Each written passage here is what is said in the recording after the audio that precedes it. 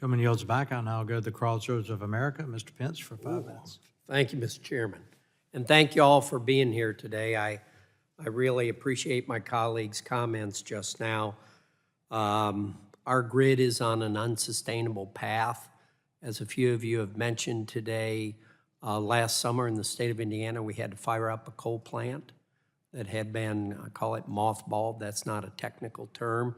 That's because we didn't have enough electricity. And that's not even the growth.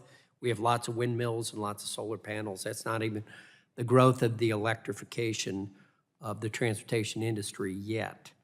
Unfortunately, decisions affecting electricity markets and their impact on our grid are not overnight decisions.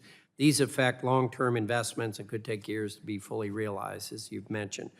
If we do not change our direction now, we could be heading towards catastrophic failures now, last summer.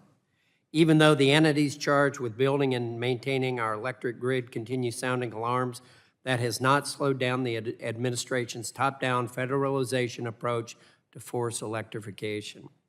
I'm concerned that the Commission's order to implement new transmission backstop authority will trample states' rights and subject ratepayers to foot the bill for a project they did not ask for. The Infrastructure Investment and Jobs Act provided limited authority to clarify Section 216 of the Federal Power Act. However, the Commission seems to have taken matters into their own hands to grow their authority over transmission siting and inject environmental justice goals to fulfill a Green New Deal. Now, maybe that hasn't inhibited anything yet, but Commissioner Christie, I have a question. How do you think the use of Section 216 authority under the PROS rule would impact states' ability to govern themselves? And do you envision a scenario where ratepayers will be required to pay for misguided transmission facilities that may not fit the unique needs of that state, that community, and which their local government or state have already rejected? I think there's two questions there. First question is who should do the review of whether it's needed or prudent, and I absolutely believe the state regulators should. I think they're much more suited to understand whether a transmission line is going to serve consumers in that state. I don't think it's a question of, quote, state rights, unquote. I think it's a question of who is best suited to determine whether a power line, which consumers are going to pay for, let's never forget that. Consumers are always going to get stuck with the bill for power lines. So before you can justify charging consumers, you have to make sure that the consumers are going to be served by the line. And I think that the best people in the best position to do that are state regulators. Now, RTOs are going to do planning criteria, and they're going to vet these lines. They're going to determine that these lines have an interregional value, and that's good. But before you build them, it ought to have to go to a state regulator and do that vetting. And that's what I think is so important. Now, cost allocation is a separate issue. Cost allocation, when you're talking about a line that, and again, we're in an RTO scenario now. So RTOs do cost allocation for regional lines and allocate them across consumers in different states. I think when you go into an RTO, you know that's going to happen as a state. But you do it because you assume that the lines are going to either provide a reliability benefit or an economic benefit, such as reducing congestion costs. And everybody sort of agrees on what the formula is going to be.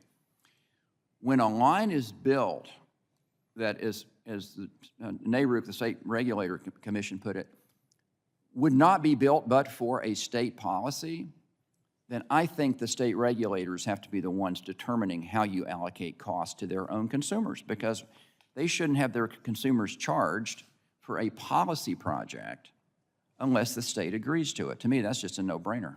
I'm going to have to, I got one more question, and this question is for Mr. Danley. In my view, pipeline modifications and upgrades that have minimal environmental impact should not be subject to lengthy and burdensome recertification requirements. If the Commission follows through on an environmental agenda, I'm concerned this could open opportunities to inject environmental justice goals into these types of recertifications and exacerbate delays in upgrading technology, further deterring investment. How should FERC refocus authorities from the Natural Gas Act to ensure that the Commission does not delay these types of technological upgrades and modifications?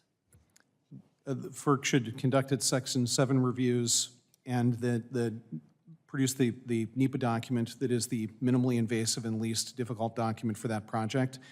That means doing EAs where EIAs are acceptable as opposed to the more burdensome EISs.